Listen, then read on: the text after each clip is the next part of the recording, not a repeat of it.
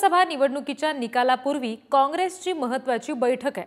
मल्लिकार्जुन खरगे आणि राहुल गांधी यांच्या उपस्थितीत ही बैठक आहे। देशातील सर्व काँग्रेस उमेदवारांशी यावेळी ऑनलाईन चर्चा केली जाते असं समजतंय।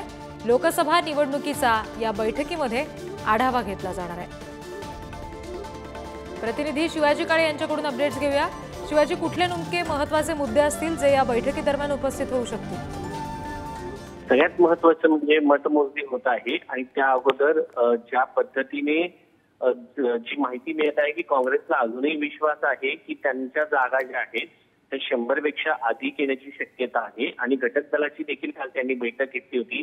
त्यांचे जे सहयोगी दल आहे त्याच्यामध्ये शरद पवार यांच्यासह महाराष्ट्रातून शिवसेनेचे ठाकरे गटाचे अनिल देसाई देखील उपस्थित होते आणि त्यांचा इंटरनल रिपोर्ट असा आहे की देशामध्ये काँग्रेसला बऱ्यापैकी चांगल्या जागा मिळणार आहेत।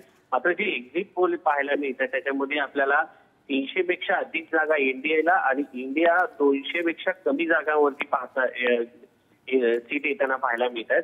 मात्र या सगळ्यामध्ये आता काँग्रेसला हा पूर्ण विश्वास आहे की ते पुन्हा एकदा या सगळ्या याच्यामध्ये 200 पेक्षा अधिक जागा मिळवू शकतील आणि कठीण परिस्थितीमध्ये भाजपला सरकार स्थापन करू द्यायचं नाहीये।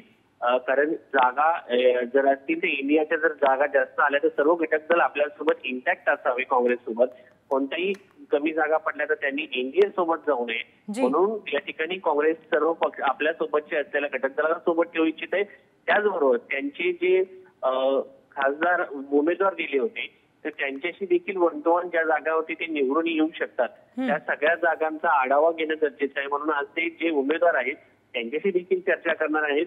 काल घटक दलासोबत बैठक पार पडली, आज एक बैठक होत आहे आणि या बैठकीसाठी आता राहुल गांधी देखील काँग्रेस मुख्यालयात पोहोचलेले आहेत आणि ते सगळ्या एक्झिट पोलच्या सगळ्या संदर्भामध्ये ज्या पद्धतीने निवडणुकीमध्ये टफ फाईट होताना पाहायला मिळालेली आहे आणि या सगळ्या त्या दृष्टिकोनातून राहुल गांधी हे सगळ्या इतर लोकांना भेटणार, त्यांच्याशी संवाद साधणार आहे, त्यांच्या पक्षाच्या कर्मचाऱ्यांशी संवाद साधणार आहेत, उमेदवारांशी देखील संवाद साधणार आहे। अगदी, आणि या बैठकीत नेमकं काय घडतंय याचे तपशील सुद्धा पुढे तुमच्याकडून घेऊ शिवाजी। तुर्तास धन्यवाद दिलेल्या सगळ्या तपशिलांसाठी।